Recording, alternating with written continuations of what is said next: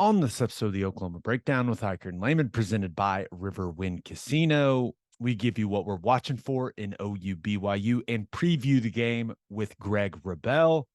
We also preview the best games of Week 12 of college football, and we give you our winners and losers of the week. Please download and subscribe to the podcast, rate it 5 stars, and write us a good review. Follow the show on Twitter, Instagram, Facebook, and YouTube. Just search Oklahoma Breakdown on any of those, and you'll find us. All right, our man Michael Hosty will kick this thing off. It's time for the Oklahoma Breakdown. It's a beautiful Wednesday, November 15th, and you're listening to the Oklahoma Breakdown with Ikard and Lehman, presented by Riverwind Casino. Riverwind is Oklahoma City's premier casino experience, and there's so many reasons why Riverwind is consistently voted OKC's #1 casino, but it all starts with their amazing variety of gaming thrills and excitement. Riverwind's beautiful award-winning environment plays host to more than 2,800 of the latest electronic games with a huge selection of table games, including blackjack, match roulette, and Teddy's favorite, craps. No matter what your game, Riverwind has it in spades and hearts. And to learn more about their gaming promotions and entertainment options in the month of November, all you got to do is visit riverwind.com. Riverwind Casino, simply the best. Now we're recording this Wednesday morning. Please leave us a 5-star review and a nice comment. Ted, I am fired up to go to Provo, Utah. I never been. I'm very excited. Same. I'm excited about the trip. It's going to be awesome. It worked out good. I know some people are upset about it, but get in, get out, get back home. We got the short week next week against TCU. I think the early morning kick works out just fine. And for us, I mean, it's early for them. It's an 11 o'clock kick for us. So I think it works out perfect. Yeah, it is. It's something this football team is absolutely used to. And for the radio guys, get home early. I know from a fan perspective, I know a lot of OU fans are making that trip. And when the schedule was released, a lot of people were excited about it. Do I wish it was a night game or a 2:30 game for those people? Absolutely. But for us, selfishly, this is perfect. Yep. No, it's going to be cool. It's still going to be a good atmosphere. I'm anxious to see what that place is all about. Guess we're staying in Salt Lake City. Not that far of a drive down to Provo. So, man, it's going to be awesome. Weather should be fine. I know there was some concern about that, but looks like cloudy, maybe a slight chance of a little bit of precip, but 40s and 50s should be good. Yeah, I'm with you. Okay, the live show at Coop Ale Works on November 29th. The link for the tickets is in the show notes. Only a few tickets left. Ooh. So if you've been on the fence, you better grab them because they're almost gone. We also put another In the Weeds video on our YouTube channel, breaking down 2 of our favorite plays from the OU West Virginia game. That's always a lot of fun. So go check that out, and you can show us your appreciation with what's called a super thanks there on YouTube if you really like that stuff. Enough of that. Let's dive into it. Ted, looking at the matchup between OU and BYU, what are you watching for with OU's defense against BYU's offense? It's interesting. When I was watching them, and the only way I can explain BYU's offense is unremarkable. I don't know what their identity is. I usually, whenever you come across someone as an offense, you say, okay, you watch them and there's like a trend, like, okay, they're a physical run team, or, they like to be aggressive and push the ball down the field, or there's usually some type of identity, like they're an up-tempo team, or they're just going to be a heavy run team. They're going to live and die by the run, and fully commit to it with a bunch of different variety and schemes that they'll get to. They're unremarkable. They don't have what I would consider a identity in the run game. You'll get, a lot of the same stuff we see from everyone. You'll see a little bit of the GT counter.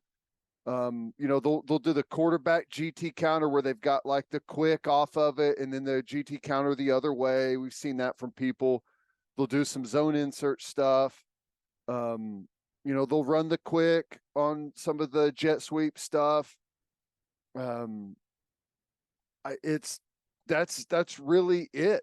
The interesting thing is, they're one of the few teams, and I know that they've been behind in a lot of games, but they're a heavy pass team. I was going through the film and watching some games, and I'm like, what's the deal here? I feel like all they do is throw the football.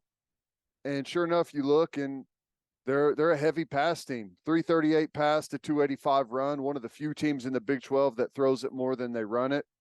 And even in the running game or the pass game, it's just like a smattering of all of your, kind of your typical pass stuff. They'll run a lot. I would say the thing that I saw that they were most effective at is they'll throw the bubble stuff a lot. And I mean, I wouldn't say they're great at it, but I mean, they commit to throwing the short stuff. They'll run all curls, sail route. They'll run spacing. They'll do spacing out of empty and out of like 3x1. You'll see the China stuff with the smash 7. They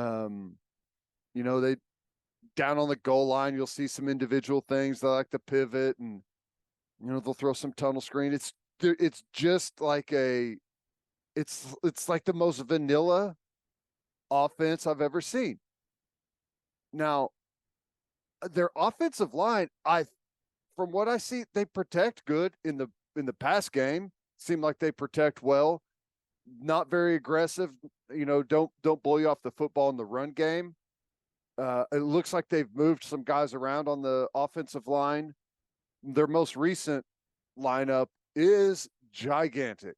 That right guard, they had their right tackle and right guard are both like 6'9", 340 pounds. But they've kind of moved around. I think the guy that had played right guard was playing left tackle earlier. So the guy that was playing right guard is Caleb Etienne, who played left tackle for Oklahoma State last year. And for those of you that have been loyal listeners of this podcast, he absolutely stinks.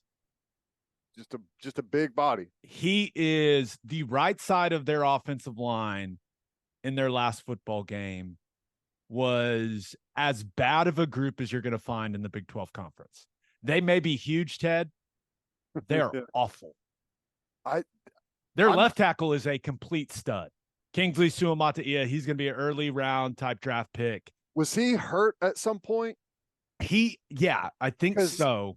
Because Etienne was playing left tackle earlier, for a game or two. So yeah, banged up. But the offensive line, when you talk about their offense's struggles, and they have struggled mightily to run the football. They can't run the football. They just can't. 90 yards a game, dead last in the Big 12 by a huge margin. They have really struggled, and it has everything to do with, other than the left tackle, their offensive line is, the center's okay. Their offensive line is bad. It's the worst offensive line in the Big 12. I thought the left guard at least shows some physicality at times, but it's just, man, it's so vanilla. Now Slovis is supposedly back. He's got a big arm. I mean, he can make all the throws. He'll put it in trouble though. He'll throw it into trouble. The running backs struggle in pass protection, not good in pass protection. The tight end is not a strong blocker in any of the stuff they're asking him at the point of attack in the run game. And listening to BV, they do some gadget stuff. And they've had some success with some gadget stuff. But, without just sounding horrible, they're last in total offense in the Big 12 by a huge margin. They're last in rushing offense in the Big 12 by a huge margin. They're just flat out not good on offense, Gabe. I don't know what else to really say, I think you're being kind. I think they stink. Yeah, they do. And they've got quarterback issues, right? BV mentioned it on Monday at Rudy's. They think Slovis is going to be back. I don't know if that's a good thing or a bad thing for them. Now, the Retzloff kid, the 12 who's come in for him, he's not a good thrower. But at least he adds the mobility element to it because he can run a little bit. So I almost expect to see both guys at quarterback. Mm-hmm. The thing I liked about him over Slovis is he has a way quicker release. So when they're doing some of like the bubble stuff or just the quick throws outside, it happens way faster and he puts the ball on him way quicker. And he's got just a little bit of shake and can get upfield and get a first down or something on a third and medium. But man, outside of that, it's hard to find a whole lot to really be worried about offensively from them. Chase Roberts, number 2, the wide receiver, has made kind of some circus catches this year. He's a big physical guy. He's 6'4". Isaac Rex, the tight end, big body, like you mentioned, struggles at the point of attack as a blocker, but is a nice weapon at tight end. He's 6'6". They've got some size at the pass catching positions, but there's just very little threat when it comes to the run game. So you can really focus on those guys. And I guess LJ Martin, their freshman running back, may be back for this game as well. He's missed some time throughout the season, but still, all of their issues, in my opinion, start up front. I think their offensive line, except for Suamataia at the left tackle spot, I think their offensive line stinks. Mm-hmm. Yeah. Well, if you're just kind of, if you're average or below average personnel wise across the board, and I think that they easily check that box, like in order to give people trouble, you have to really scheme some things and find a way to chisel away with what some of your strengths may be or where you can, but I don't see that at all. I just continue to see like the most vanilla. Usually you get more vanilla as your personnel gets better and better. And that's not the case with them. Like their personnel is not very good and they don't do very much. I think we may shut them out. I don't think that's unreasonable. I'll tell you right now, if they move the football and score some points, I'm going to be really disappointed. Yeah, I agree. With the way that this O-line looks, with the product, the offensive product that this team has put on the field the last several weeks, I think the only way BYU scores a lot of points in this game is if the Sooners just show up without the proper focus. Yeah. Right, without the proper mentality. That's the offense is bad. There's just no way around it. Like you look at the stats, you look at the personnel, you look at the film, it's all bad. It's bad. Mm-hmm. The only thing I would say, and I don't, it's not sustainable, but if they were to hit you on a gadget play or on a one-off go ball, something like that, but I can see them scoring off of maybe a couple of big plays, gotcha plays, but I don't see any way that they have a sustained offense for 4 quarters against our defense. Things happen. You show up sometimes, you just don't have it, but considering everything that's on the line and it feels like we're kind of in a nice groove defensively, I would be shocked if we didn't have a really, really good day on defense. I'm with you. Anything else? OU's defense versus BYU's offense? I don't think so. All right, let's. The offensive line, like we've had a tick down a little bit in some of our sacks and tackles for loss. This could be a big game for it as slow as they are on the offensive line. They may not run it a whole lot for some of the TFL stuff, but we should have some opportunities. I'm with you. All right, looking at OU's offense versus BYU's defense. First of all, I think the most important thing in this football game when it comes to being on the field for OU's offense and OU's defense. You got to wear the right cleats. Ted, the amount of people slipping on BYU's field, it's just insane.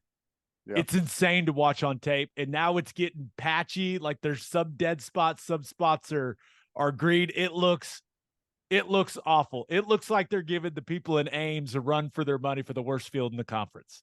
I was shocked whenever I saw, I don't know why I thought that they had turf. Did they previously have turf? I don't think so. Okay. Maybe. Well, I saw it and I was like, oh God, it looks like the Bears field. You know, it's like that super thick, slow grass, and it comes up and it's super like really soft on the surface. It comes up in big chunks. Horrible. I've got a clip for you. I forgot to send it to you. A defensive tackle for them getting double teamed, and he's literally sliding for 10 yards. He's on his feet, but he's sliding for 10 yards. Skates, just it's terrible. And I had a long conversation with BV about it, you know, just kind of during breaks and stuff. And, you know, because they got the guys that are going to be wearing the screw ends and stuff. I personally hate screw ends. I think they're the worst cleats to wear because you don't have as many cleats on the bottom. And like, if you get on the side, you slip out on the, you know, cause it's got like the plastic on the sides, but you know, some guys are going to be going with those. They've been wearing them in practice to get ready for it. Looking at the defense, a very aggressive 4-3 defense. Now, this is interesting, Ted. They do something that you don't see a lot of. When you go sub personnel, which is what OU operates in 100% of the time, right? 11 personnel and 10 personnel. The way that they handle it, they take their Sam backer and move him to Mike, and their Mike backer comes off the field. They take one of their starting corners on the outside, bump him into nickel, and then they bring another outside corner on the field. You don't see people do that. It's interesting. It's funny you say that. Whenever I was in Detroit, we did that.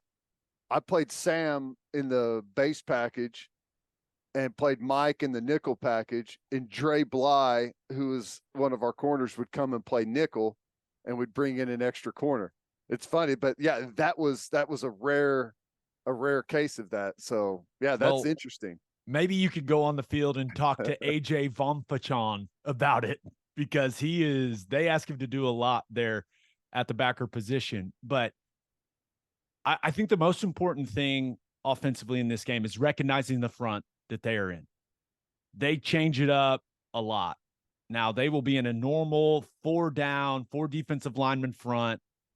Then they'll jump into bear with all 5 offensive linemen covered, right? They'll bring that Sam backer onto the ball. They will do some stuff where linebackers are walked up over guards. They'll walk linebackers up over tackles. They do a lot of different things to get you thinking from a front perspective. And whether it's run, pass, RPO, whatever, you have to communicate the front, because blocking schemes are all dictated by the front. So it's going to be loud. From what I understand, those fans show up no matter what. The communication of the front and what they're in and where you're going, no matter what the call is, has to be clear. It's got to be effective. It's got to be relayed down the line. It's got to be relayed to everyone. Backs, tight ends, everyone needs to know. I say it all the time. No secrets on the road. No secrets on the road. Make sure everyone's on the same page. You have to avoid major miscommunications that can result in unblocked guys, because that can result in catastrophic mistakes. That cannot happen. So first and foremost, communicate the front, make sure everyone is on the same page. And if you do that, it's going to be a big day offensively, because their defense isn't any good. They're not very good. They are going to dial up pressure. However, I was stunned how aggressive they are defensively watching them on tape. And they can't sit in base defense and hold up against OU. They just can't. And when they've played some RPO heavy teams It's almost as if they've gone, forget all that. We don't want to put our linebackers in those positions. We're playing man coverage. We're playing cover one, snap after snap after snap. They played TCU, and I want to say 15 of the first 20 snaps they're in man, which is a lot. Mm-hmm. So they've shown a tendency to be very aggressive when it comes to bringing pressure, especially from the inside linebacker position. Those guys are coming a lot. Crossfire is something that they love. So clearly when they bring those pressures, the defensive line is going to move. So OU's offensive line, the backs, the tight ends, you have to anticipate some of that movement because the pressure is coming. And when the pressure is coming, the line is going to move. You can't be surprised by any of that stuff. So that is something that they're going to need to be locked in on. One thing I'm curious about, Ted, is the tempo. What's it look like in this game? I think you can play slow and line up against BYU and knock them off the football and be just fine. There's also the altitude piece of this. And I thought Lebby did a really nice job mixing speeds against West Virginia. I don't think this is a team you need to go super fast against. And I just don't know, like, are our guys going to be able to breathe in the altitude? That's something you really don't think about except for this game. So I don't know, man. What do you think? I think that you can play fast. I know you want to jump on them. I know you want to score fast. I get that, but there's some interesting factors when it comes to how fast you play as an offense in this game. Yeah. I think we'll play fast early, meaning early in the game. I think we'll play fast early in drives. As drives go on, I think we'll slow down because of the just being able to breathe and the altitude. And I think as I expect we really control the game, I think we'll slow way down as the game rolls on. I mean, I know that Lebby and the offense would love to go in there and put up 80 points and, have a bunch of guys score and, come out of that game feeling super confident. But you're kind of at the point now where it's about win the game, win it in really good fashion, but let's get the heck out of there as fast as we can with as many healthy guys as we can. So I think early in the football game, you'll probably see us use some tempo, but as the thing wears on, hopefully we're able to get away from it. I like where your head's at. So some run game thoughts. I'm just going to be real. OU should be able to run their base stuff and have success against this defense. The defensive line is very average. Now, they play with great effort. There's just, you cannot question that group's effort. But they just don't have a lot of size on the interior, and they don't have a lot of length on their defensive line as a whole. Now, 92 Tyler Batty at defensive end, I think he's their best player on defense. I love the motor that he plays with. He's fun to watch, but other than that, I'm sure he'll win some reps, but OU's offensive line should be able to block these guys. So I'm expecting the bread and butter stuff. Inside zone, zone insert, split zone, one back power, GY counter, GT counter. The bread and butter, baby. I don't think you need to do anything other than that. I don't think you need to get overly complicated with it. I think you have to be able to just run it right at these guys with what they've shown. One thing, Caden Green, captain. How about that? Yeah, that's Captain awesome. Caden Green. Sorry, Caden. Excuse me. Captain Green has to get his pads down on 62. He is listed at 6'1", defensive tackle.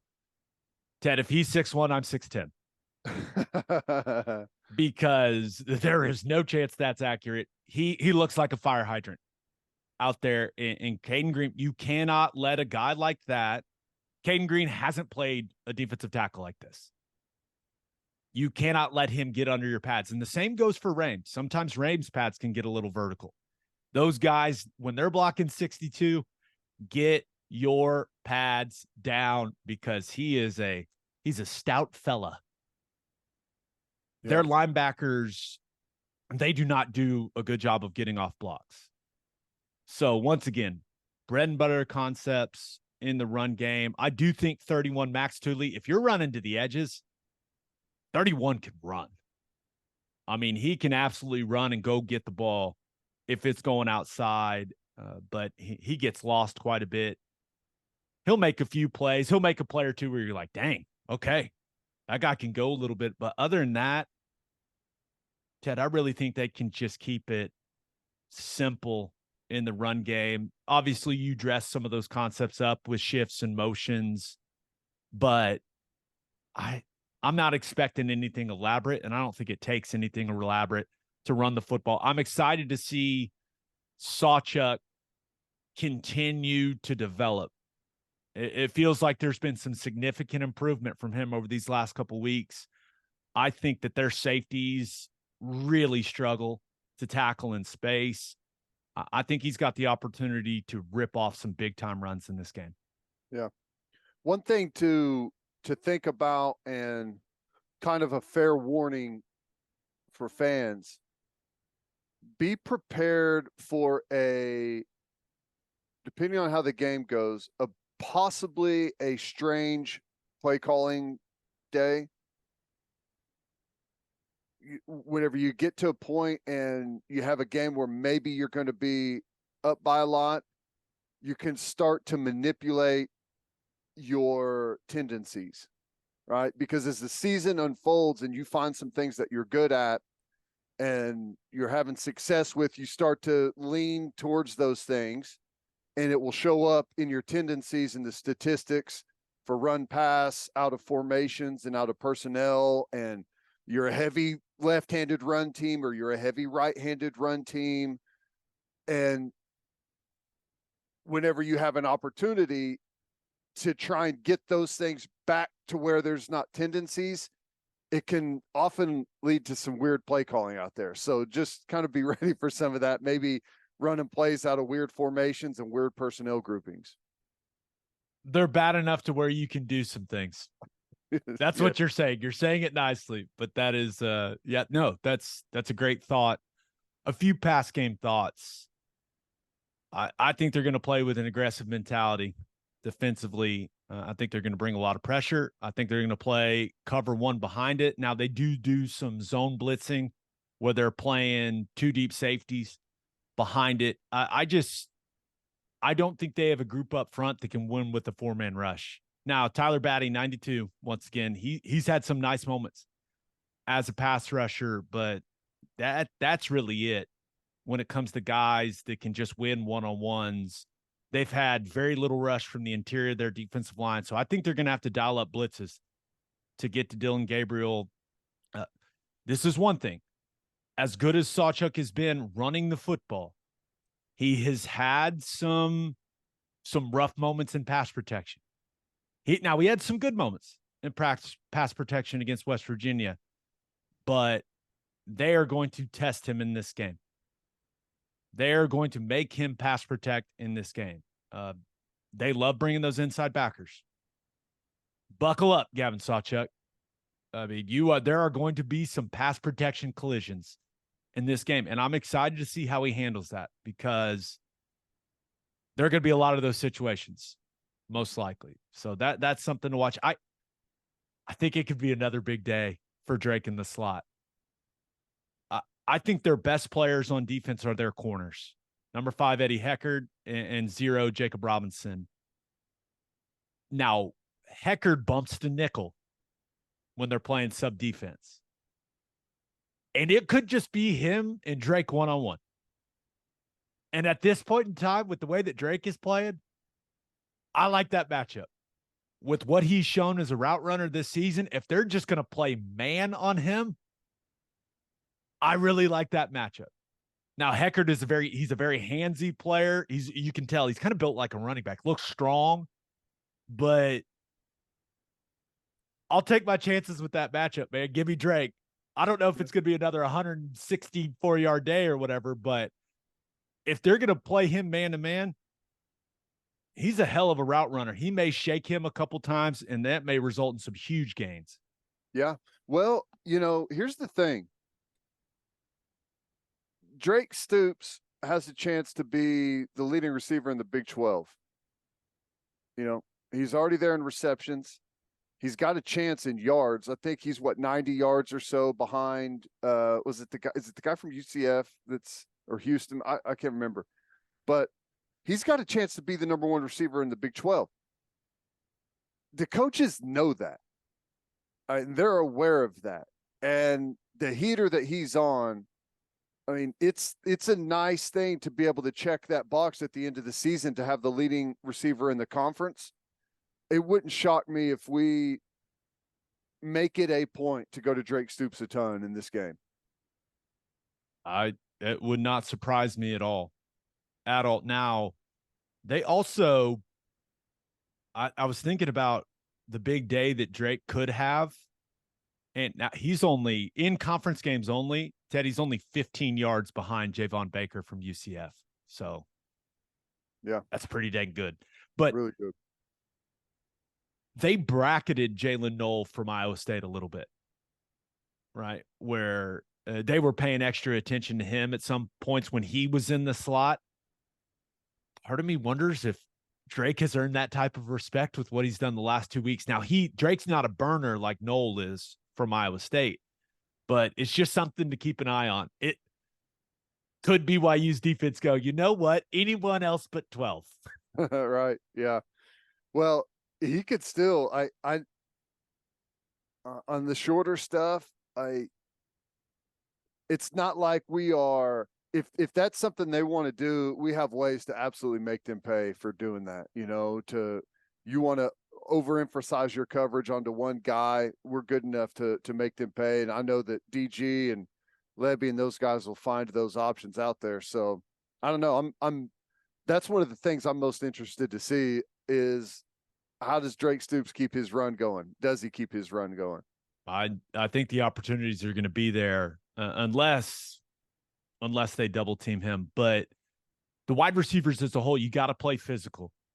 This is a team that's going to challenge you at the line of scrimmage, at the defensive back position. They're going to grab you. They're going to hold you. You have to play the position with a high level of physicality in this game. And then you have to be effective, right? Rub routes, all kinds of different things, your mesh concepts. But you also you got to run away from guys.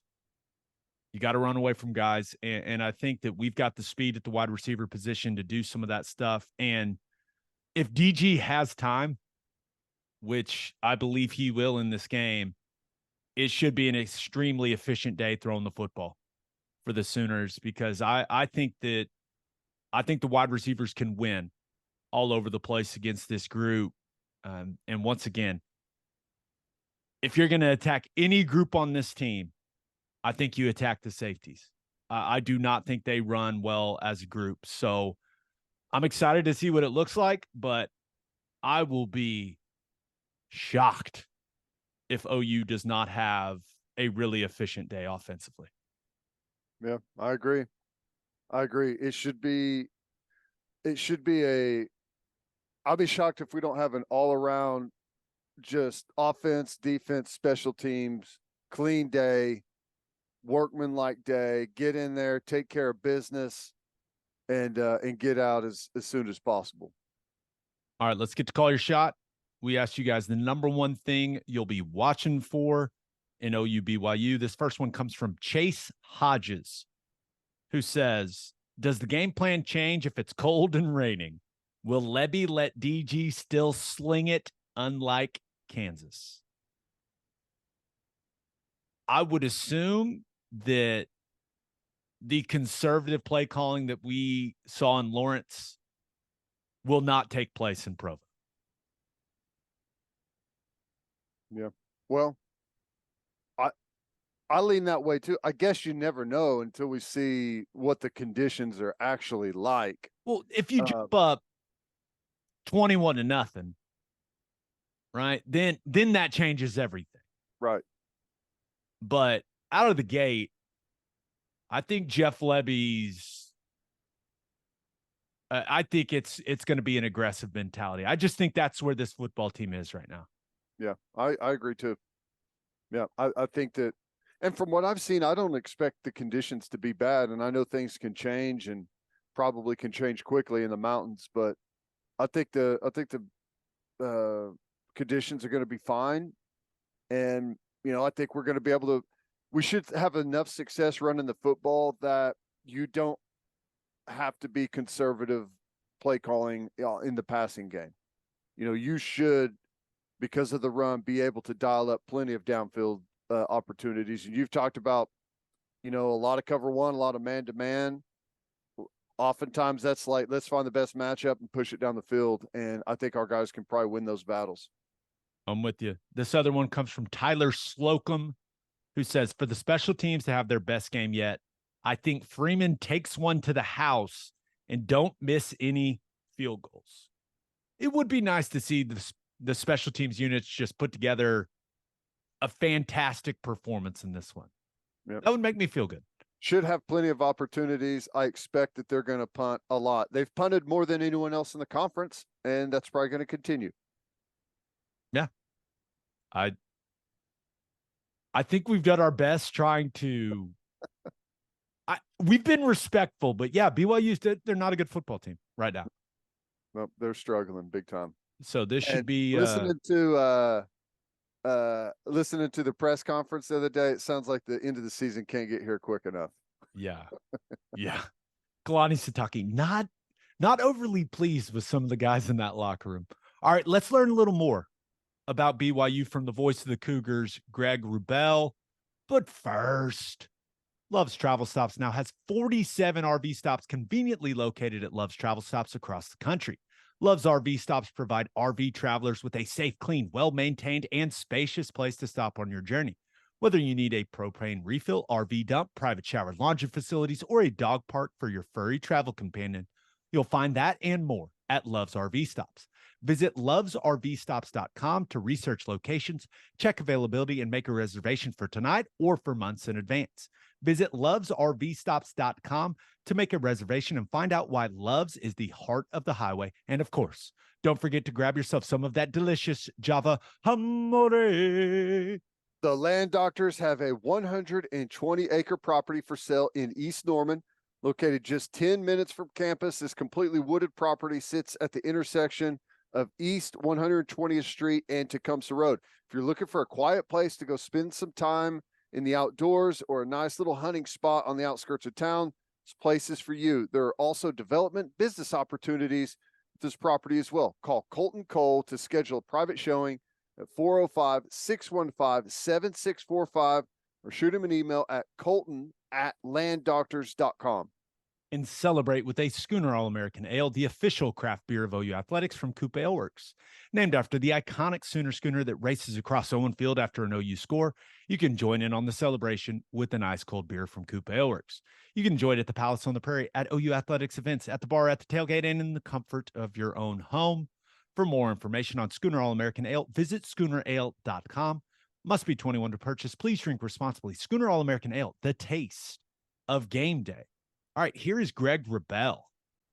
It is our pleasure to be joined by the voice of the BYU Cougars. Greg Wrubell is in the house. 32 years on the radio crew. That's incredible, Greg. How you doing, man? Doing really well. Good to be with you guys. It's going to be an exciting one, man. I know Oklahoma fans are amped up to make the trip out there.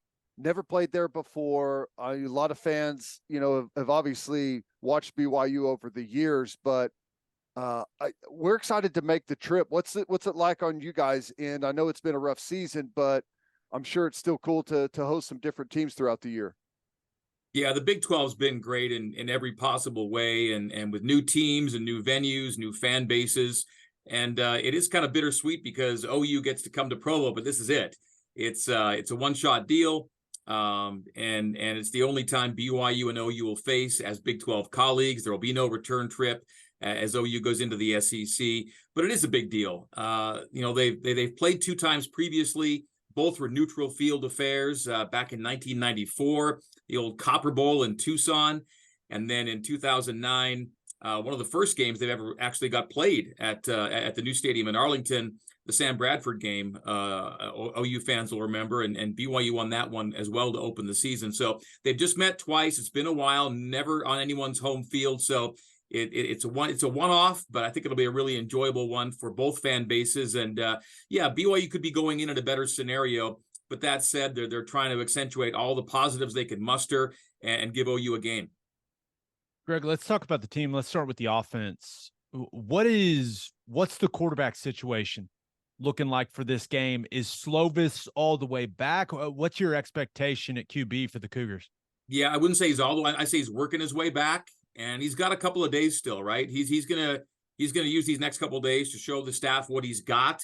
And their posture is if Keaton can really sling it 100%, then that's great. Then I think that's something you lean to. But if he's not there, Jake Retzloff with the combination of arm and legs probably gives you a better chance to move the ball than Keaton at less than full strength. And so he's getting back, he's working his way back, but he's got to be able to rip it for them to really trust him. Is there any chance we see both of those guys? And what do you think is different about the offense under Retzloff than it is Slovis? Well, yeah, and we have to back up a little bit, but I'll answer the first part. I don't think they would go with, but I think if Keaton's ready to go, then he's the guy, and they ride him. If not, I think they'd use him as kind of an emergency backup and let Retzloff have the game. It really all depends on what, how close to 100% Jake can really get, because I think at that point he gives you, your best option. He doesn't run it, but he's a guy with 10 to 12,000 passing yards and 80 touchdowns. He's got the experience that you brought him in for, so I think you go with him. But he's still got to show something over the next couple of days. The offense under Keaton Slovis was going to be different than the ones that Aaron Roderick was coordinating prior. He's BYU's OC, and he was coordinating Zach Wilson games and Jaren Hall games. And those are both guys that have the run threat. And in fact, that was a big part of BYU's game. In fact, you go back over the last 5 seasons, and about 11 to 13% of BYU's rushing yards were quarterback rushing yards. And Aaron Roderick went from that to bringing in Keaton Slovis, who he knew was a negative rushing yards guy. That's not Keaton's game. Okay, so Aaron Roderick is going from coordinating dual threat quarterbacks to going to a prototypical straight back, drop back pocket guy in Keaton Slovis. Yeah, Keaton can run around a bit, but he's not going to gain you yards. So it was a shift in focus to begin with. How does A-Rod go from the dual threat guy to a more, drop back guy? And he thought that Keaton Slovis's just straight attributes and numbers would carry the day, plus an experienced offensive line, plus a good run game with a 1,000-yard running back coming in and Aiden Robbins. Well, almost none of those things came together. Aiden began the season banged up. He was a shell of himself. They had to find a freshman running back to emerge, which they did, and then he got hurt, and the offensive line never really gelled.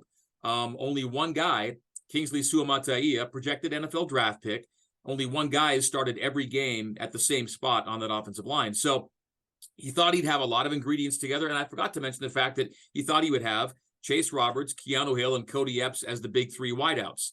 Well, 2 of those 3 guys have been making cameos all year because of injuries. Only Chase Roberts has been there. So if you look at what they didn't have at wide receiver, the problems at O-line, the lack of the run game with Aiden Robbins hurt, nothing around Keaton worked well enough to make his straight drop back passing attributes really work for BYU. And so it all kind of fell apart. And then when Keaton got hurt and exacerbated against Texas, it just wasn't working at all now, because he couldn't even do what, he could do best. So they had to go to Jake Retzloff, who does bring back the dual threat. So then A-Rod goes back to his RPO game, and he starts calling more of that. And in Morgantown, it actually looked okay. And in fact, BYU should have scored more than the 7 points they did at West Virginia, because Retzloff played actually well enough in that game. And then kind of a step back this past week against Iowa State, he didn't look great. And so 10 games in, it's been such a mixed bag, and really don't know what to lean on yet coming into this weekend. That's a long answer. Sorry. No, you did a tremendous job of kind of answering any of the other offensive questions I've had. How has Coach Satake handled the recent struggles I think we all saw him express some frustration in his post-game interview a week ago, but just how was he handled? How has the program handled the struggles that have come with this first year in the Big 12? Well, I think it's important to note that struggles have to be expected when you go from where BYU was to the P5 level. And I think one of the best things that BYU has going for it is the fact that Kalani Sitake, offensive coordinator Aaron Roderick, defensive coordinator Jay Hill, they were all part of the Utah transition from G5 to P5. Okay, they've been there, done that. They know what it takes, and they know how long it takes to gain a foothold. It doesn't happen immediately. You don't jump into the P5 and find yourself at the top of the heap. It takes some time. And it took time for Utah. And now Utah's, the flywheel's going, and Utah is an established P5 power, but it didn't happen immediately. Now, Utah went from Mountain West to Pac-12. They went from G5 to P5. BYU had a bit of a different runway. They went from independent to P5. It was a bit of an advantage because they could schedule more P5s as an independent, right? So instead of playing maybe one P5 a year as a G5, they got to schedule 4 to 7 P5s every year. So they got a taste of what it would take, but getting a taste is one thing at 4 or 5 games, and then playing 10 straight P5s is another altogether. And the war of attrition has been hard for BYU this year. They've lost a lot of guys. It is a physical toll. It is a week-to-week battle to stay healthy. Beyond the tactics and the athletes you're facing at the P5 level, it has been a grind. And maybe one of the worst things to happen to BYU was the 3-0 and 5-2 starts, because I think at that point, everyone thought, some people thought, oh, we got this. You win at Fayetteville, you beat an SEC team on the road in Arkansas, you're 3-0 going into Big 12. You had a lead at KU at halftime in your first Big 12 game. Okay, we're good. And since then, it's been tough. And yet, I think Kalani's perspective is, I saw it coming. I know what's coming. Fans need to be patient and take a look at the big picture, that it won't happen right away. They know where they need to get better. They know where they need to get deeper and stronger, and they will. It's a typical first-year scenario. But I think getting to 5-2 and knowing you're 1 win away from bowl eligibility with 5 games to go, to now being 1 win away with 2 games to go, and those 2 games being OU and Oklahoma State, things changed in a hurry. Where a bowl game looked like, hey, they're going to do this. And I thought, going into this first year as a Big 12 member, to me, 6 wins and bowl eligibility, that was the benchmark of success. If you can get to a bowl in year 1 as a P5, that's a success. And they may or may not get there, but they were 5-2, needing just 1 win in 5, and it's been hard to get that one. Yeah, not all the schedules this year in the Big 12 were equal, and BYU did not get the good end of it. As it turns out, like West Virginia was picked last, and they have had a really nice season. You had to go to West Virginia, to Texas, to TCU, played a national championship last year. It's been a difficult schedule for them. Offensively, I love the breakdown you gave, kind of the backstory there. What do you think has to happen to get the win against Oklahoma's defense? Like one or two of the things that you're looking for that they've got to be able to accomplish. Well, I thought that this past week, rushing for 188 yards against Iowa State was a good first step to maybe something they can lean into in these last couple games. They've been a bottom 5 rushing team all season, essentially. And the 188 against Iowa State was a season high. And if they could be between 150 and 200, they're going to give themselves a shot to be in a lot of games against certain opponents. I think what BYU was doing best earlier in the year has to kind of come back to the forefront. And it's kind of a 3-pronged attack. The field position game, when BYU's been losing games, they're finding themselves down -10 to -20 yards in average starting field position. But when they're even or positive, they're winning essentially every game under Kalani right now. So field position, it's got to be closer than it's been. BYU is a good takeaway team. They're a good turnover margin team. They don't have as many picks as OU, but they've got a lot. They've got 12 picks on the year. They're a good takeaway team. And Kalani, he's a great turnover margin team as well. And then I think the other one I'd go to would probably be red zone. They were really good earlier in the year. They don't get a ton of chances, but they were finishing chances. And lately that number's dropped off. And I would also argue too that if Oklahoma can run the pace they want to run and have the possession time they need and want, it'll be tight. I think BYU's got to be closer to even on possession time and try and slow the game down a bit. BYU's around 75th right now in pace, plays per minute, and Oklahoma's top 10. So Oklahoma doesn't need the clock to have an impact. We've seen that. But I think if BYU can give the Sooners a little less of the clock, BYU might stay in the game longer. But I think a lot of things have to come together in a lot of different ways. Oklahoma's playing its 6th 11 a.m. Central Time game this year, and they'll play a 7th at TCU, right? Versus TCU. And this is BYU's first 10 a.m. game in memory. Like they don't do this ever. Their last 10 a.m. body clock time was 4 years ago, and that was a noon Eastern time game at UMass. So it was 10 o'clock body clock, but noon kick. They've not had a 10 a.m. local time kick in forever, and it's what Oklahoma does all the time. So there are a lot of things BYU's got to overcome to be competitive. I mean, I think the line's 24.5 right now, so you kind of see where things are going.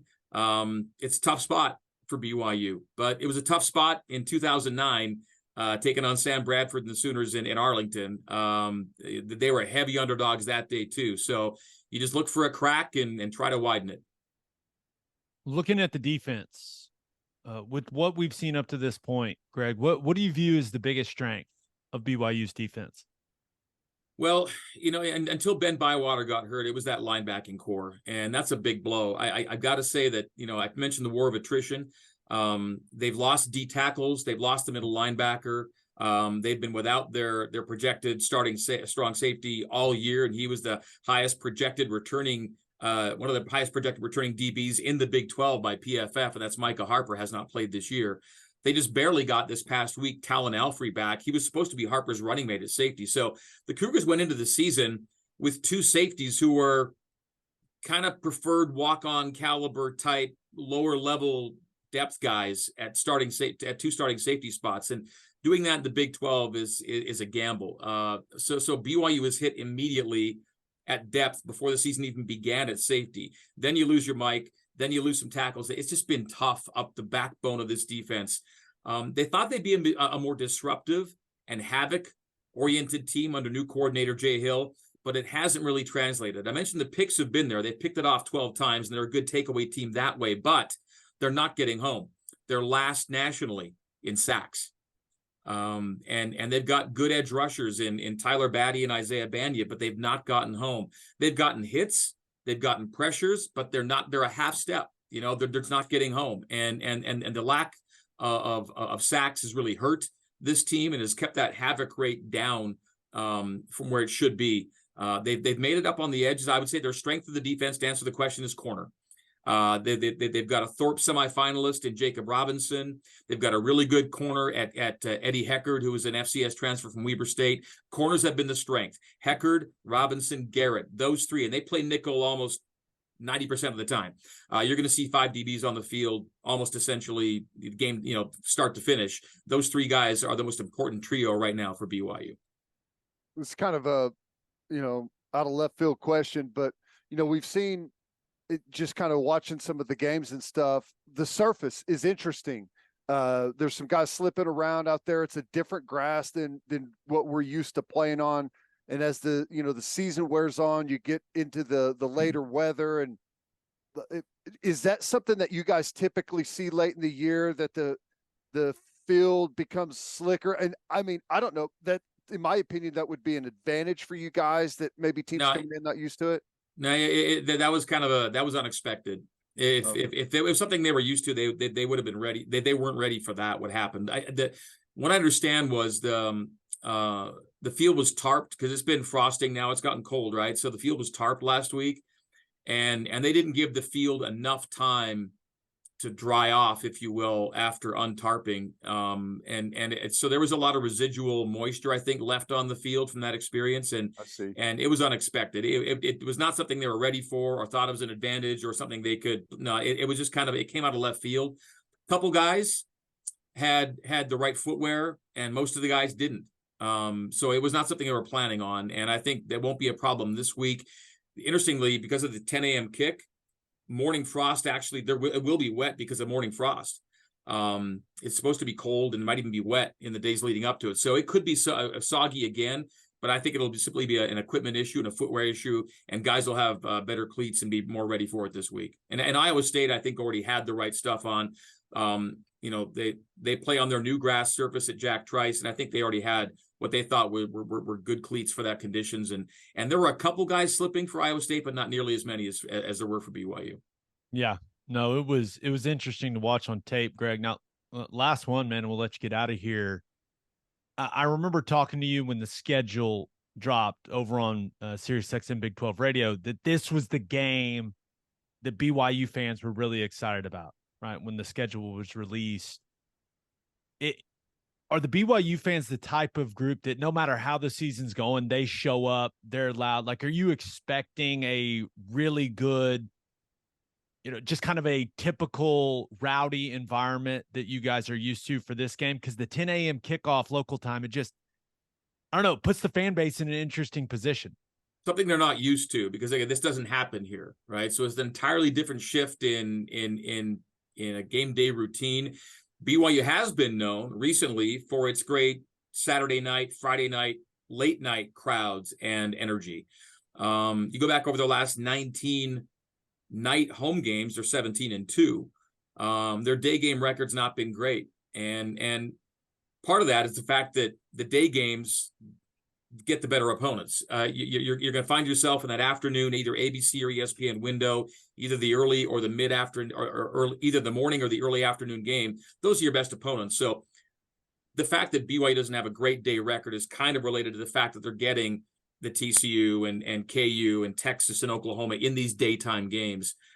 But that said, yeah, I'm a little bit curious as to what it will feel like, because I'm so used to the late night kind of hum of that building and the student section, rolling in and really showing a ton of energy for the evening affairs. What it'll be like in the daytime, I don't know. Plus the fact that BYU's lost 3 in a row, energy might be down a little bit, but OU's still OU, and I think it was still a circled date.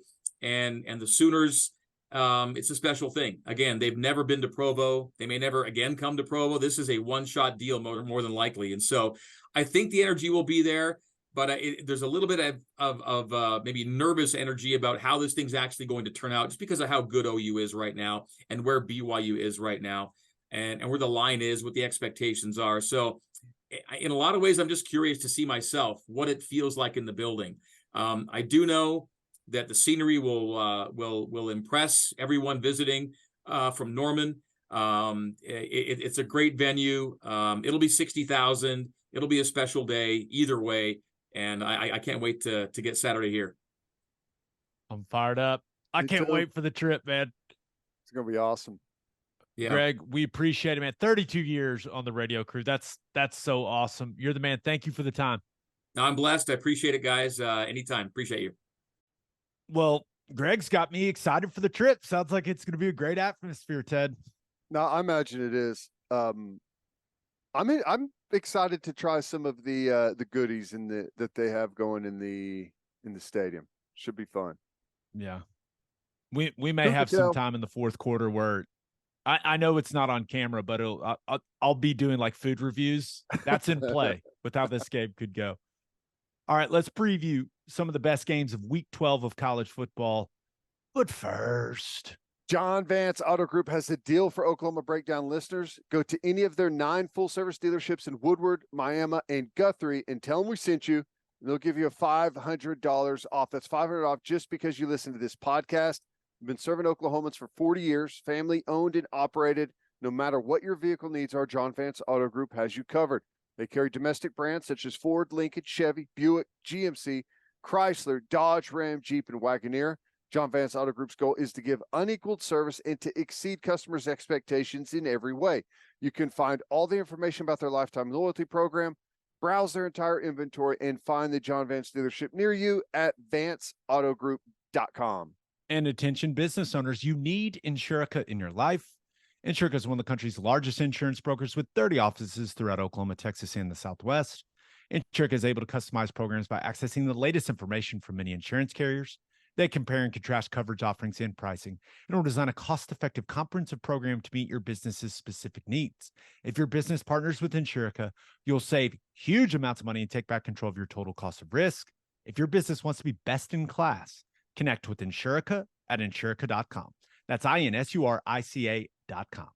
And head to the garage for hand smashed patties, butter toasted buns, and ice cold beer. It's the perfect spot to watch any big game. And with all the garage locations being open to 10 p.m. or later every night, it's the go-to late night spot. Visit eatatthegarage.com to find a location near you and order online from the garage in your neighborhood. Week 12 of college football, the number 7 Texas Longhorns head to Ames, Iowa to take on the Cyclones. 7 p.m. on Fox. Texas is currently an 8.5-point favorite. Ted, Texas escaped Fort Worth with the win last weekend. Now they head to Ames at night in November. What could go wrong? Yeah, a lot on the line. A lot on the line for Texas. Ewers is back in there. They're they lost the running back, which is going to be a big factor, but man, they've just been getting by here recently, and you got to wonder, can you continue to live like that, or are they going to start to pull it together and play a little bit more solid football? I think the Jonathan Brooks loss, and I feel terrible for that young man. He had such an awesome season.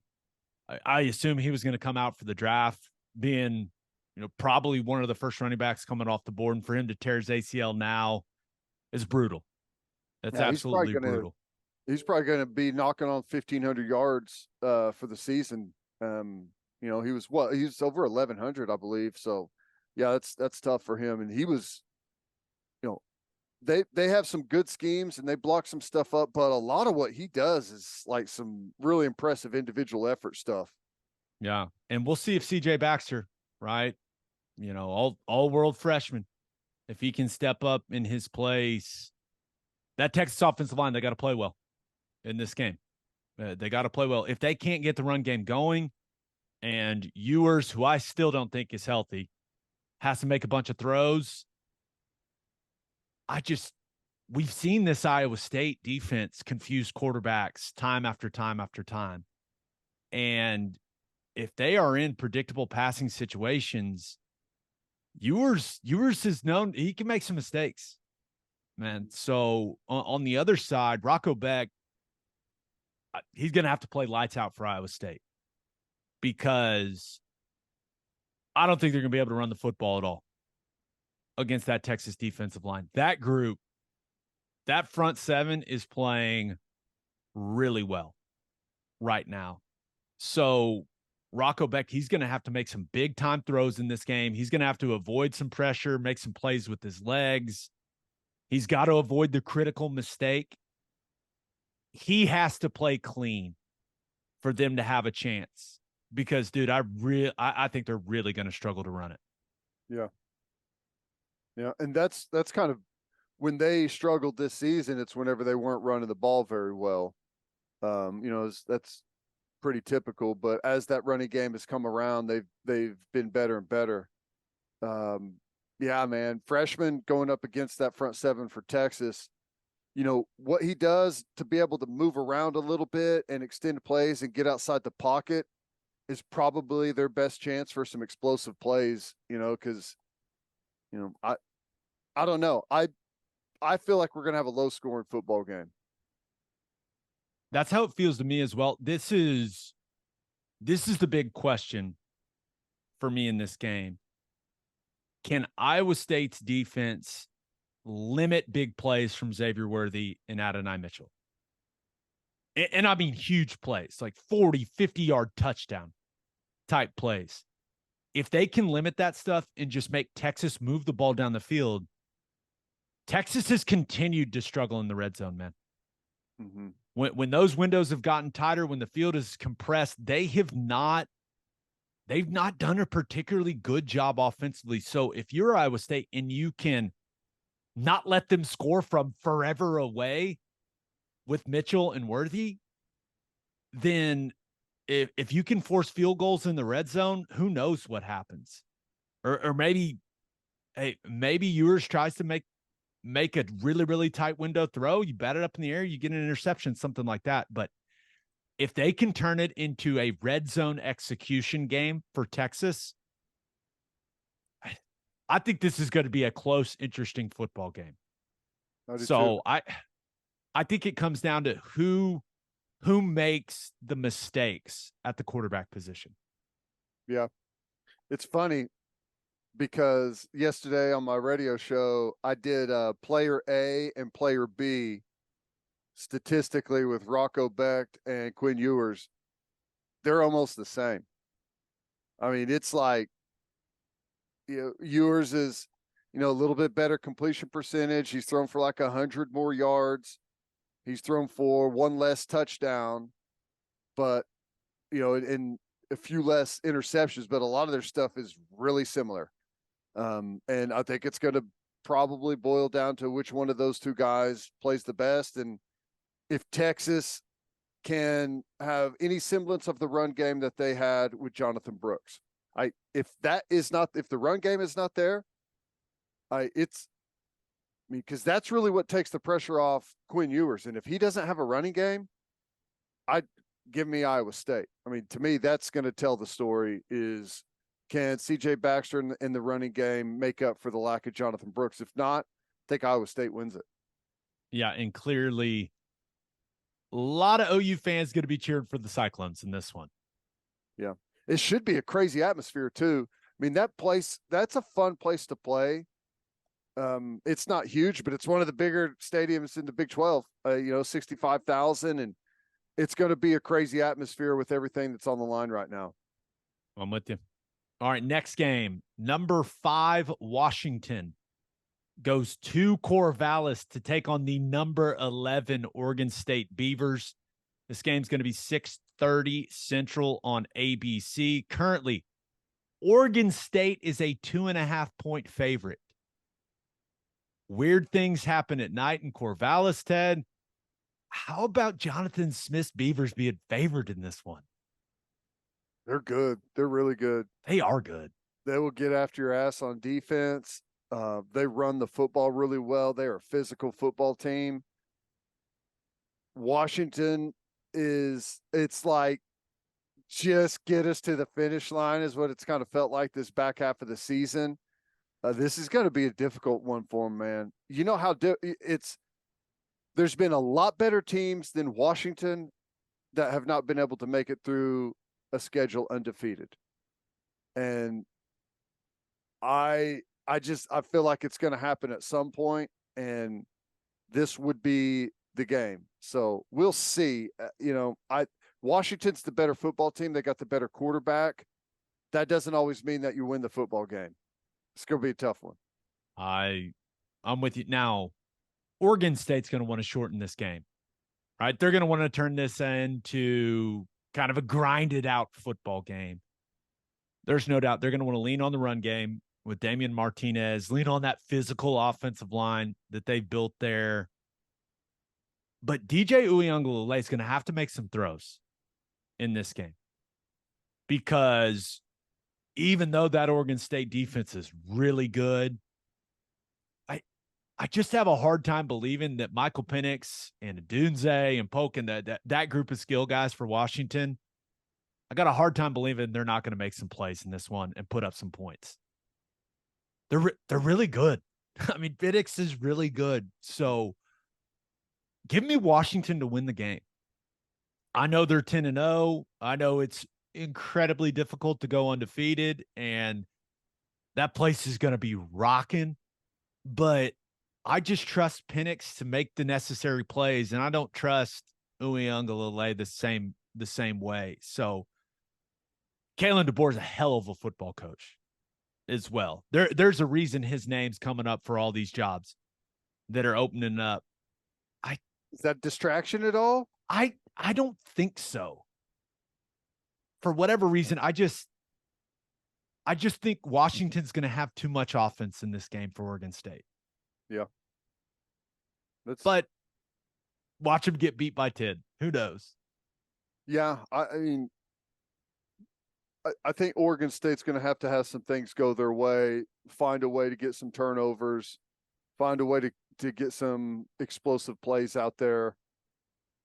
You know, there's a lot of ways this thing can unfold. I mean, I'll lean Washington, but I feel like there could be. I mean, it's not an upset, but I mean, I feel like if they're going to go down, this is the place. This is it. It feels that way. All right, the last game, Sunflower Showdown. Number 21 Kansas State heads to Lawrence to take on the number 25 Jayhawks. This game will be 6 p.m. on FS1. Currently, Kansas State an 8-point road favorite. We'll see if Jason Bean is able to give it a go. It does not sound like that's going to happen. I saw Leipold said they're preparing for Ballard to be the guy at quarterback. I don't know how effective their offense can be when they don't have that mobile guy at quarterback. Now, Ballard's not a statue, Ted, but Bean had real speed. You think about what Jalen Daniels did in that offense as a runner when he cared about his football team and wanted to play. Wait, what? But who are we cheering for? That maybe that's the most important thing for this game. Are we cheering for Kansas? We're cheering for Kansas State, right? I don't know. Or no, we're cheering for Kansas. We want Kansas to win. We want as many 3-loss teams as possible. So we want the Jayhawks to win, right? Okay. Yeah. You don't sound very sure, dude. I don't know. We'll see if we can anticipate what rules changes are going to happen after this week, after this rule change, like what they're going to do next week, then I'd have a better understanding of who to root for. Yeah, that has become quite the topic. So our buddy George Stoya from Sooner Scoop, he's a journalist, Big J journalist. Here's what he put out. For those who are confused by the Big 12 tiebreakers, it's fairly simple for OU. Sooners are in if Texas loses to Iowa State. Texas loses to Tech. Iowa State beats K-State. Oklahoma State loses to Houston or BYU. He says, to be clear, only one of those scenarios has to happen, assuming OU wins out.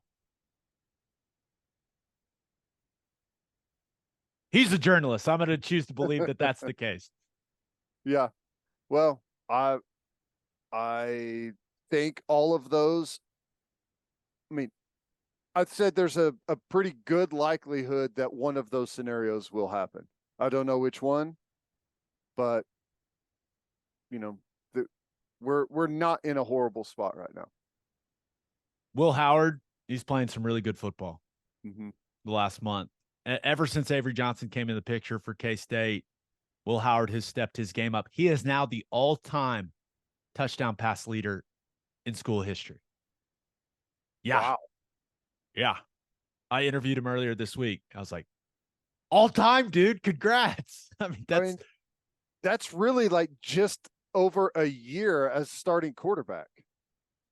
He's been playing since he was a true freshman in 2020. Now, he had some real rough patches, but ever since we told him he should move to tight end, he's been playing pretty well at quarterback. Now, this is one thing I was thinking about with this game. I think Kansas, if they're going to win this game, they got to force turnovers from Kansas State. It seems like the Jayhawks with the quarterback situation, they really need some things to break their way. Maybe they score on defense. Mello Dotson, he's been a pick-6 machine. Maybe he can get another one, but K-State's like a few plays away from a really special season. Yeah.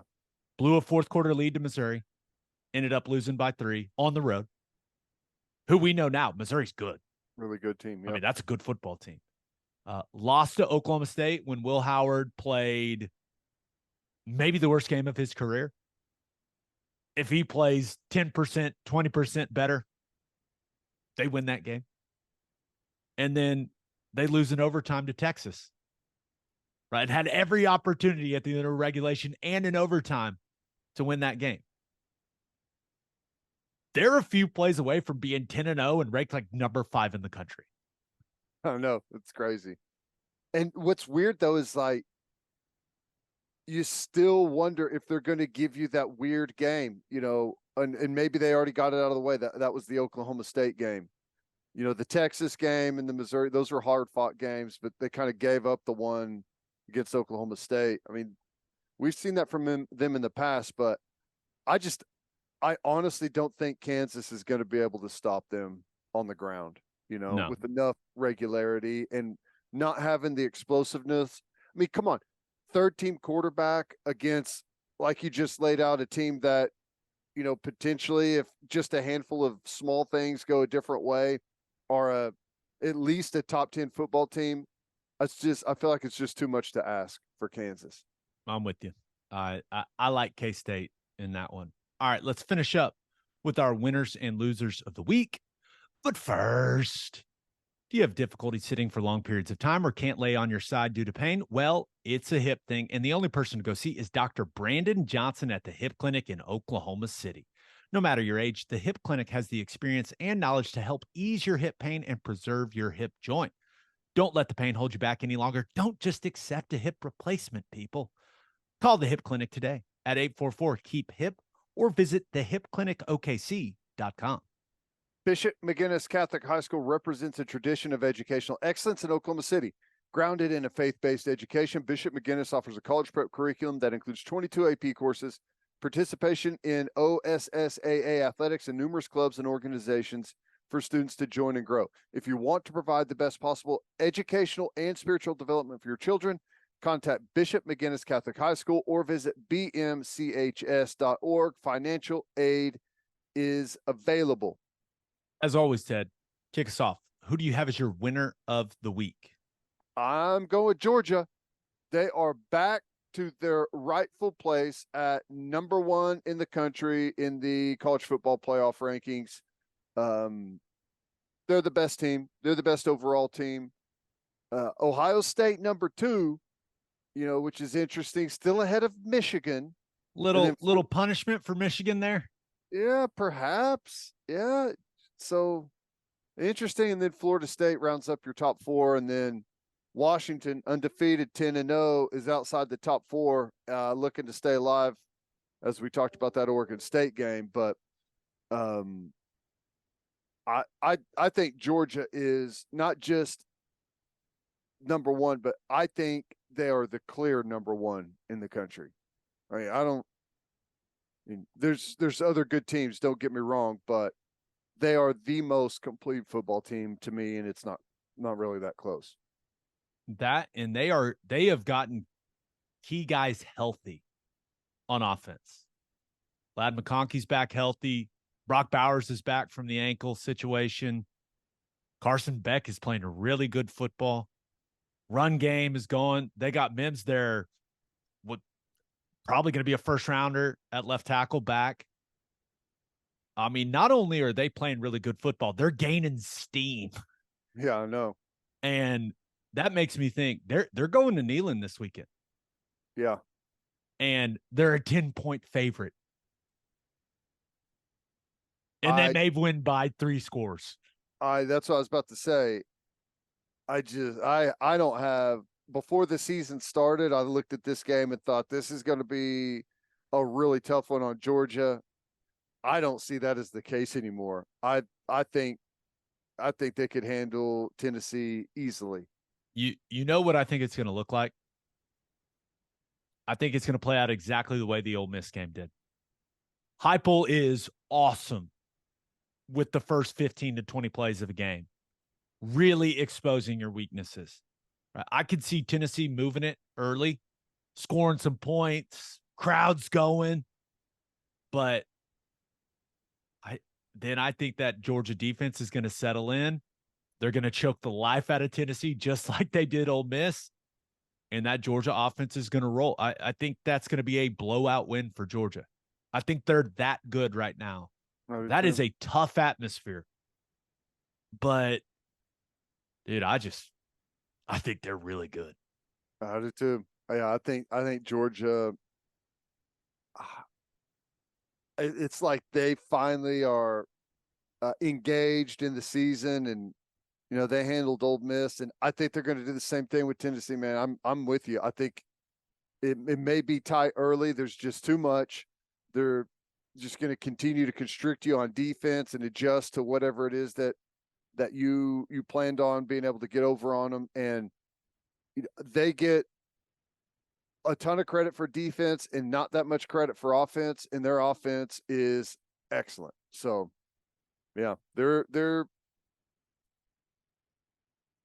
I feel like we are looking really close at a three-peat, It feels that way. Now, there's also this. When it comes to that Georgia-Tennessee game, is Joe Milton the type of guy to knock off the number one team in the country? Can I close my eyes and envision that? No. You know what's crazy? I feel like the only team in the country that I would give a chance to beat Georgia is Alabama. I mean, I say give a chance. That's not crazy at all. I think a lot of people see it that way. I know, but it's funny because Alabama has, they're number 8 in the playoff rankings. And, I can't really say much about like they should be necessarily higher than that. I mean, that's a fair ranking, but this season has really played out exactly how Nick Saban would want it.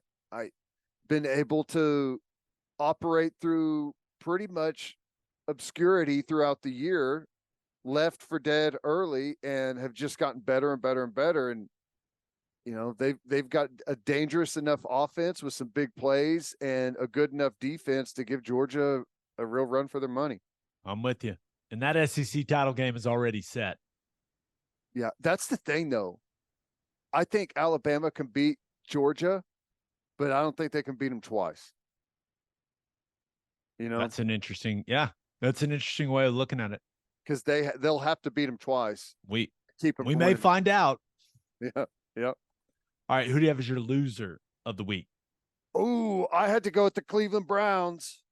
Man, that massive investment they made in Deshaun Watson is not looking very good. He is out for the season, has some type of broken bone in his throwing shoulder, and is going to have to miss the rest of the year. And financially, it has been a disaster. They're going to, as of right now, and with him missing the rest of the season, they will have paid $92 million for 12 starts and 14 touchdowns. Okay. There's quite a bit to unpack here. Now, the comeback win they just had, in the way that Watson looked in that second half, I think it had a lot of Browns fans excited. Like, hey, is this where he's turning the page? Season-ending surgery. But that defense that they've got, Myles Garrett's going to be Defensive Player of the Year in the NFL. He's just been an absolute menace. But as a former employee of the Cleveland Browns, this is the best way I can put it.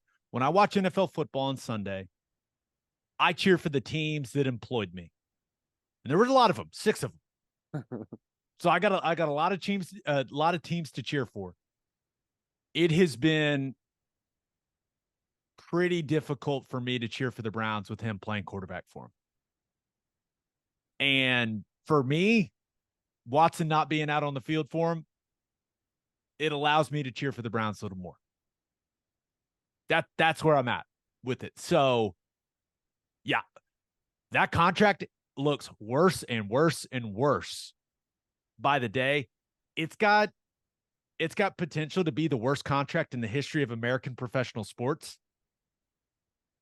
But I'd rather watch them without him on the field. That's just how I feel. Yep. It does. I'm with you on that contract.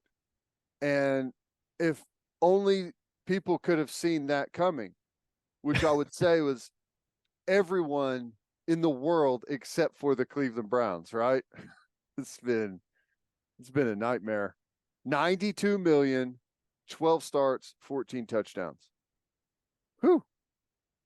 Not great. Remember when Sam Bradford, caught flack for how much he made in his career?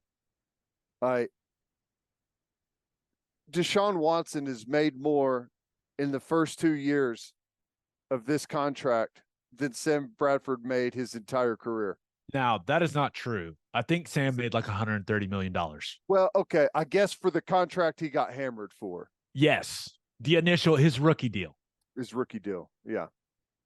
Which is what, But, 70 million or something like that?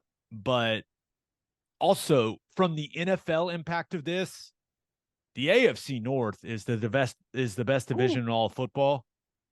I mean, the Browns are a 6-3 football team.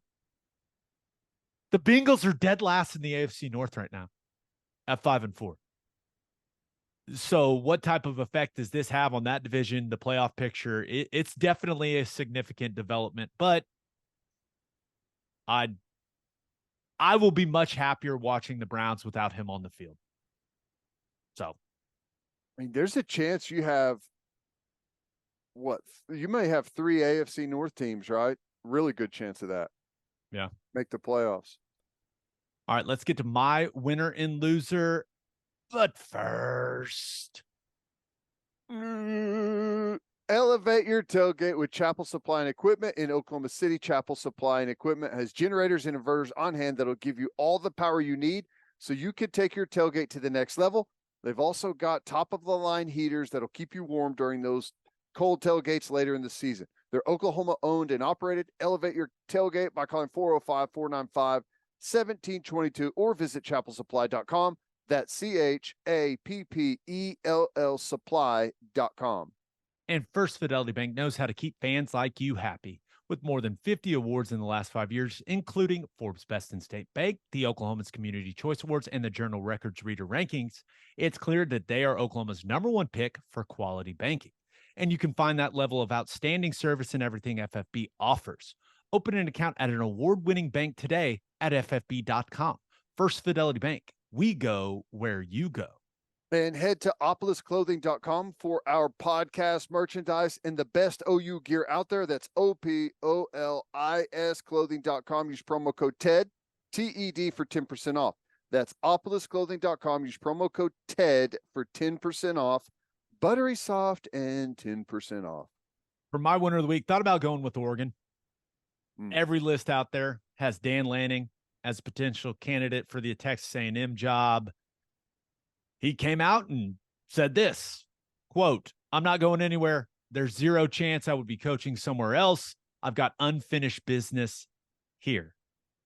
Now, Ted, he wouldn't be the first guy to say something like that and then end up leaving, but it feels like he's very happy at Oregon and he's not going anywhere, and that fan base has to be thrilled. Yeah.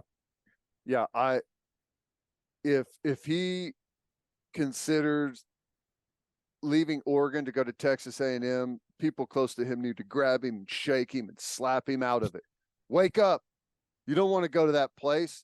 You got a chance to possibly go win a national championship this year at Oregon. All right? They're going to be able to pay you just as much as Texas A&M, be able to recruit just as good or better than Texas A&M. You're going to have just as good of an opportunity in the Big Ten as Texas A&M. Texas A&M is not a better job than Oregon. It's not.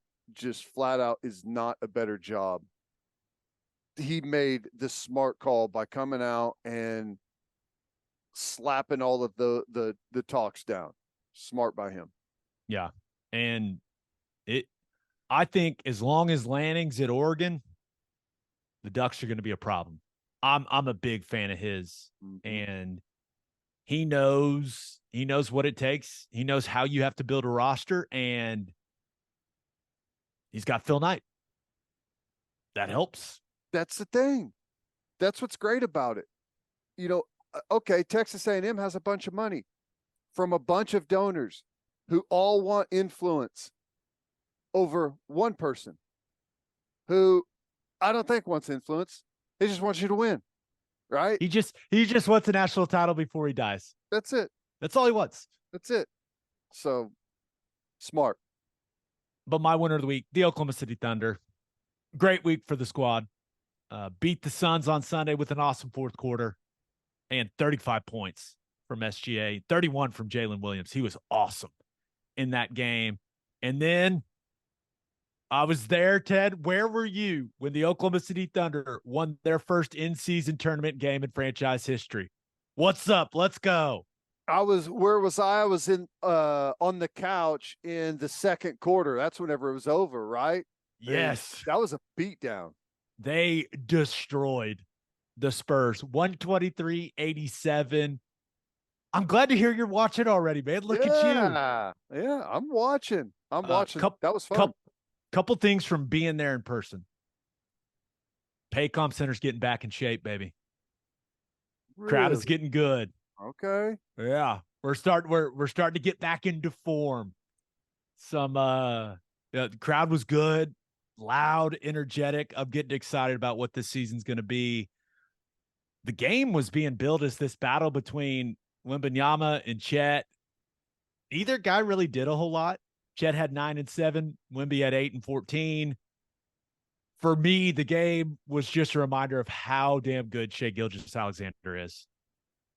28 points in 28 minutes. The game was on TNT, so I'm sure he wanted to put on a show, and he absolutely did. He pretty much got wherever he wanted to go on the floor, Ted. That man is, he's a top 10 player in the NBA. I don't think there's any doubt in anyone's mind at this point. That man is fun to watch, dude. He was toying with those dudes from the Spurs. Mid-range god. He's got everything. He's got explosiveness. He's got a handle. Exciting to watch. Yeah, he's incredible, man. That was an awesome performance. What I was like, what jumped out at me the most is that Chet looked like a normal basketball player when Wemby's out there. It changes the perspective of everything. The paradigm shifts. Yeah, it's like, wait a second. He's not the tall, lanky guy out there anymore. Like, he is half a head shorter than Wemby. That's crazy, dude, how tall he is, man. He is. And he did have this one play. It happened right in front of us. The ball's like coming, and I can't remember who for the Thunder's like trying to deflect the pass. He catches it and instantly goes behind his back, then does like a subtle little Euro step and dunks it with two hands. And I was just sitting there going, what the hell was that? Like, how tall does he look whenever he's like a couple feet away from you? The tallest human being I've ever seen in my entire life. It's like a joke. Your brain doesn't even know how to process it. I think he's listed at 7'4". There's no way. He's definitely taller. He's got to be taller. He looks so tall. It's hard to describe watching him play basketball. It changes the way it looks on TV.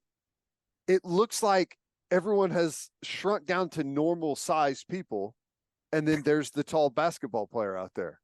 It's like, wait a second. No, that guy right there is not 6'5". He's 7'2", and he looks like a toddler out there. It's crazy. Yeah, but a really nice performance. Franchise record 19 steals in this one for the Thunder. Defensive energy was great. Good to have Kenrich Williams back there. Look at him defending. My guy, I like that Micic guy. He's fun, but Zach Collins got a little rough with my man Micic, and Kenrich Williams wasn't having any of it. Love that about him. I just want to say this real quick. I don't think there's many of these people, but any of you clowns out there saying that the Thunder should start thinking about trading Giddey, just shut up. Just shut up. Dude is 21 years old, just had 18, 7 and 7 in this one. How about we give it a little time with this new group now that Chet's in the mix, okay? Everyone relax. And this isn't a new thing for him to have a slow start. And no, it happened last season. Yeah, as the weather starts to get better coming out of the deep cold in the winter, he gets better and better. Yeah, he's Australian. He's used to, I don't know what the weather in Australia is like, but I've always imagined it's just warm the entire time and sunny, and everyone's in a great mood. He just needs to get it to get a little warmer. It's fine. Right. But rebounding has been a big issue for the team, and they battled on the board. Still lost the battle, 43-30. Gave up too many offensive rebounds, but some improvement on that front. For my loser of the week, the Buffalo Bills lost at home to the Broncos on Monday Night Football in just brutal fashion. Oh my gosh. Broncos go with the bold decision of Mayday field goal for the game winner. And Will Lutz, first of all, former teammate, awesome guy, fantastic human being, misses. But 12 men on the field for Buffalo. Lutz gets another chance, drills it, game over. Broncos wins. Ted, it was a sloppy game, but it was especially sloppy from Buffalo. Man, they make so many mistakes. And it starts with Josh Allen. That guy, I mean, he's amazing, but some of these turnovers he had are just brutal. Yeah. He turns the football over too much. He's a obviously a really talented guy. He's got a huge arm, can make any throw. He's athletic, but he's inconsistent. I'm sorry. He's inconsistent. He makes too many mistakes. He turns the ball over too much. And I know he drove down and got the go-ahead points that they needed against Denver, but he lags pretty far behind, in my opinion, from the other top guys that he's compared with. Yeah, he had the 2 interceptions. I didn't think the first one was really his fault. Hits Gabe Davis right in the hands. But the second one, before the half, it leads to points for the Broncos. It's just a bad mistake that hurts your football team. And then just fumbles the ball where he's handing it off and he just drops the ball. I don't know. It's strange. It's strange, man. And it made it feel even worse that Josh Allen looked that way when Russell Wilson looked the way that he did. Yep. He looked good.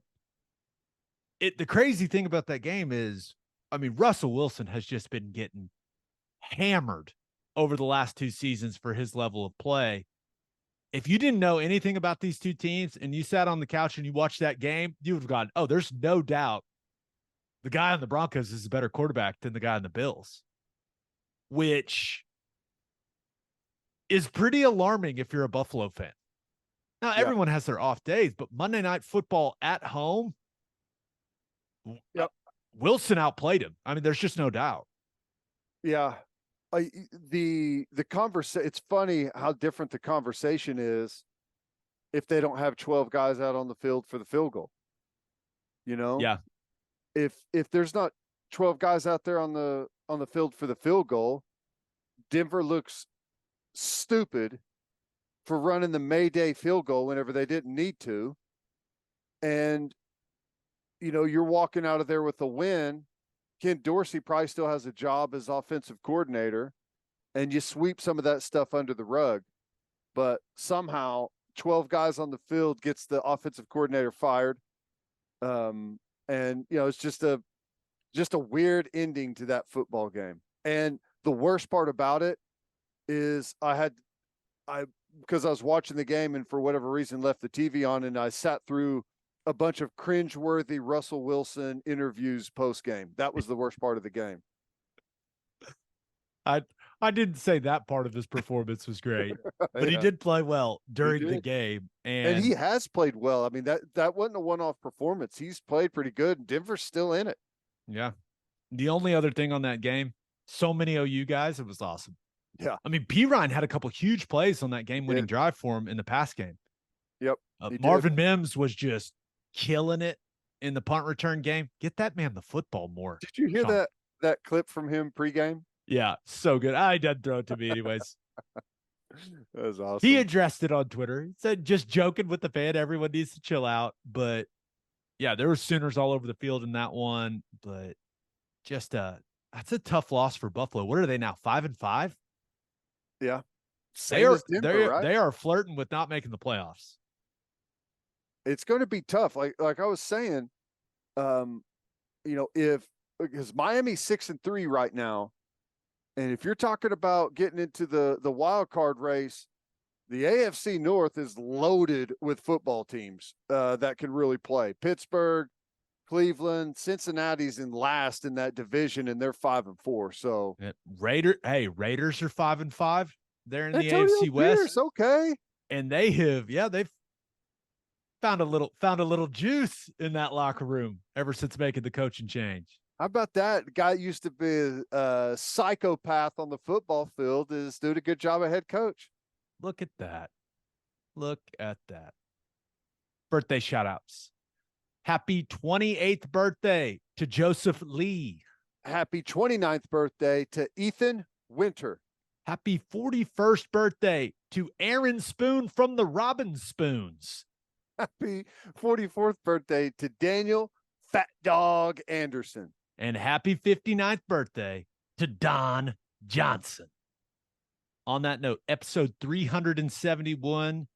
I don't know why I said one like 71. I'm starting to talk like my 2-year-old. It's not good. We'll have a new podcast that'll drop on Sunday. Just a reminder, you can hear Teddy from 3 to 6 on the Ref. You can hear me from 2 to 5 on Sirius XM Big 12 Radio, channel 375. Hope you all have a great rest of your week. Have an awesome weekend. Enjoy the games. And until next time, we appreciate y'all for listening. Do what you always do, Oklahoma. Take care of each other.